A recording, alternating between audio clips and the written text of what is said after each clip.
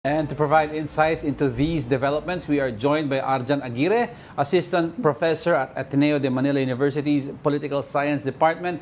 Prof, thank you for joining us once again. Hello, good morning.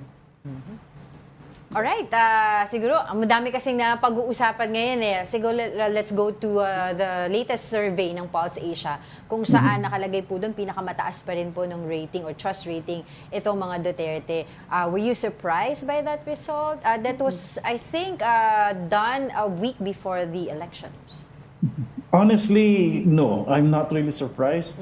This is something that I expected because as early as February, in fact, as early as December of last year, I have noticed some changes with the way the supporters of the Duterte camp are conducting their campaigns.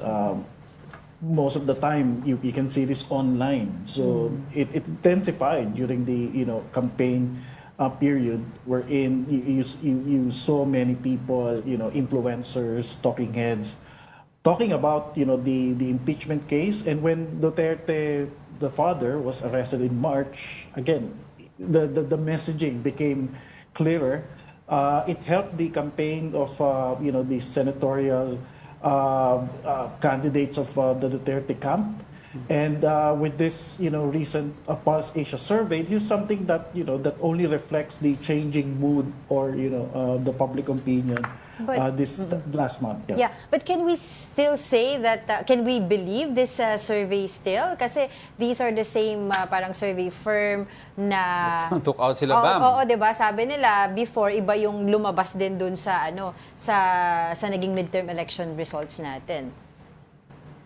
There's no reason to be skeptical about the surveys, especially, please don't forget that most of the people behind the survey firms are well-known social scientists of our country, and they have explained also their methodology, and I'm also aware that they have also explained what happened.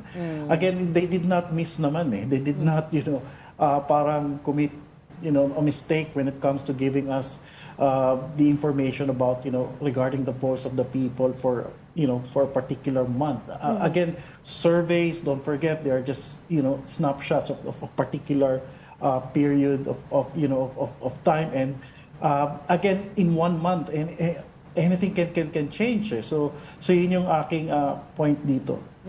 Yeah, but does this translate into the numbers that we see for former President Duterte? Will it automatically translate to VP Sara's stock value going up? Kasi we can see also, as of that survey, medyo mababa rin si VP Sara's compared to her father. Diba? And we all know kasi it's easier to say, oh, you like the performance of a former president dahil alam mong wala na siya sa poder. Yeah, actually, that's one of the mysteries that we have to to consider regarding the relationship between a very popular populist figure. Correct. That is, of course, Rodrigo Roa Duterte, and his daughter, so Vice President Sara Duterte. So one thing that we should highlight there is that yes, the popularity, the charisma, sympathy of the people, mukhang hindi siya transferable. But I think one of the sabihin nating success stories of this political cycle is that the daughter knew what to do, especially nung ina-attack na siya. Nagamit niya kasi yung tatay niya eh. At yun nga, nag-connect na ito nung inaresto rin si Rodrigo Roa Duterte nung March. So yun yung parang pwede nating ma-explain dito kung bakit yun nga sa Duterte brand or dun nga sa Duterte faction, meron dynamics din yung mag-ama. Tapos nagagamit ng mga Duterte allies yung popularity ng tatay. But again, the point here is that Rodrigo Roa Duterte is, a sui generis politician. Yes. His popularity, his sabihin nating ways of doing things, hindi siya matatransfer kung kanino man. Right. As I've mentioned earlier, ito daw pong survey na ito ay nagawa a week before the elections. And just in case, doon po sa ginawa last week at a statement ng Pangulo natin saying heads will roll, magpapalit ng mga gabinete and seeing the results of it na parang nagregudon lang, nagpalit-palit lang ng posisyon pero somehow same people are still there. Do you think magkakaroon pa rin ng movement yung kanyang trust rating pagkatapos nito? They have to do something drastic. I mean, extraordinary that would, have a big impact in the coming months. Yun yung aking siguro point dito. Again, it's so hard. It's so hard to sabihin natin to weaken the popularity of the Dutertes, especially at this point na mukhang na talaga nanalo sila nung election. Tapos now that we are expecting the impeachment trial to happen this July, I'm sure the Marcos government is already thinking of how to recover. And I'm sure yun nga, one of the things that they're considering yun nga, yung pagririgo doon, tapos they will think of a new government program na makakaapekto talaga sa ordinaryong tao. So yun yung nakikita ko approach nila and I think may hirapan sila kung magsisettle na naman sila doon sa business as usual nila na tahimik lang. Yeah. Opo. Yung gagawin daw po, yung plano supposedly ng DILG to ask or request The Hague, yung ICC, para makapanumpa si former President Rodrigo Duterte bilang mayor. Is that even a good move on the president's side? I think okay lang naman. Okay lang naman siguro yon given na kumbaga may legal basis naman So kapag pinagdamot kasi nila ito or hindi nila pinayagan, mas lalo lang siguro magagalit yung mga supporters ng mga Duterte. But the question now is, second part of PBBM's presidency, and historically, you take a look back at all the other second parts of all the presidents past, most of their numbers except PRRDs went down.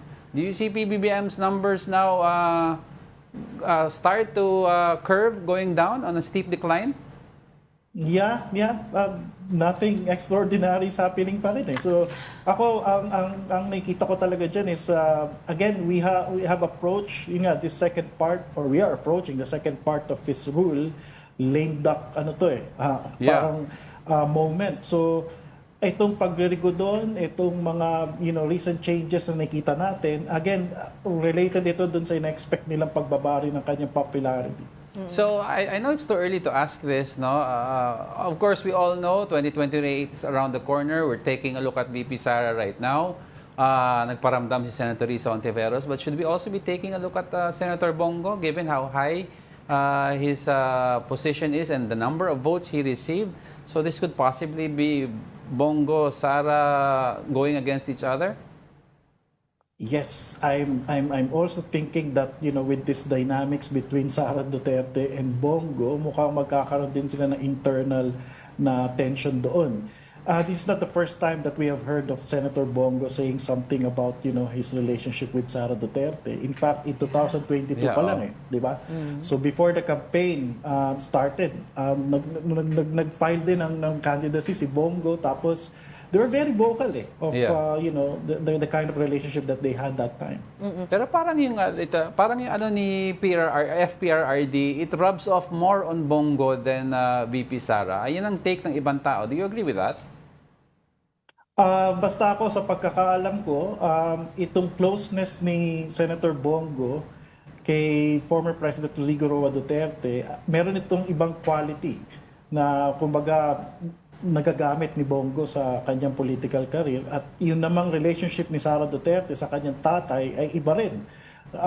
Kumbaga ang nakikita nilang dito, dynamic. So yung mag-ama kasi hindi rin sila ganun ka-close or hindi rin sila nagkakasundo So kumpara kay Bongo na talagang very loyal siya sa ating former president, si Sara may tension pa rin sila mag-ama.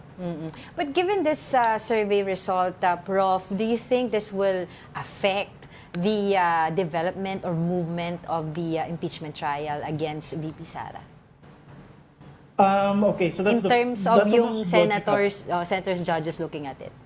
Yes, that's the most logical way of looking at this, recent survey. So you have these 24 senators. Of course, they will care about, their image, their political future. So they will look at this, this recent survey.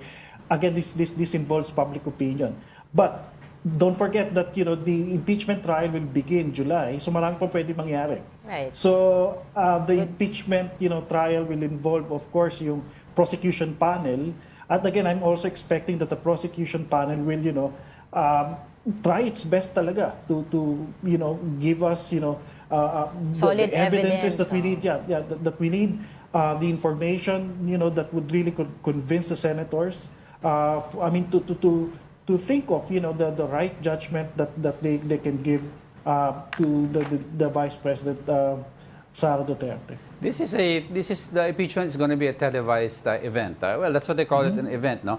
And we all know this is a political exercise, and history has dictated that they will decide usually based on what's popular. But if the prosecution, given it is televised now, can present overwhelming evidence, di ba? Do you think this is enough for fence sitters to possibly give, let's say, a guilty verdict versus an acquittal? Yeah. Again, public opinion. So, if the prosecution panel can give us, a very solid, claim or, solid, way of dealing with this case, I'm very sure that the senators will be convinced. Again, if you're going to look back at the previous impeachment cases in the past, you can already see that public opinion really matters. And again, it will really depend on how good the prosecution panel is in doing this process. Well, I guess tama ka naman, Prof. Marami-rami pa 1 month to go, more than 1 month to go. Marami pang pwedeng mangyari. At marami pang pwedeng survey ang mailabas. So, we will just stay put. Siguro po ako na lang po din ng reaction sa inyo regarding dun sa earlier report namin kay former Senator Bong Revilla, him filing cases, cyber libel cases, doon daw po sa mga fake news na feeling po niya ay propaganda na nagpatalo sa kanya. I'd like to think that this is part of their strategy. I have been observing, the statement that was made about this case, and unfortunately, yun nga, tama yung nabanggit nyo kanina. This is not the only reason why he lost. I mean, they should have done this with circumspect din. Kasi katulad yan, ang magiging reaction dito ng mga tao is that maraming factor kung ba't siya natalo. One is he joined the alyansa, tapos di ba sinasabi nga natin na talagang ang mga alyansa candidates nababawasan sila ng mga boto . Yeah. So yung pagsisingle out niya dun sa fake news sa sinasabing involved yung pagbabalik ng certain amount. I don't think that it really affected his campaign. Naging lackluster yung kanyang campaign nung mga nakaraang buwan. So makita natin yan doon sa kanyang pag-ate ng mga sorties, tapos delayed na rin yung paglabas ng mga campaign ads niya. So sana yun yung para makita natin dito that this is just perhaps a political move on the part of Senator Bong Revilla na siguro maging relevant siguro siya sa mga panahon ngayon. Yeah. And very quickly na lang po, Prof, I think yung one of the reasons why siya nanalo before, yung budots niya, is the thing also that caused him to lose. Caused him to lose.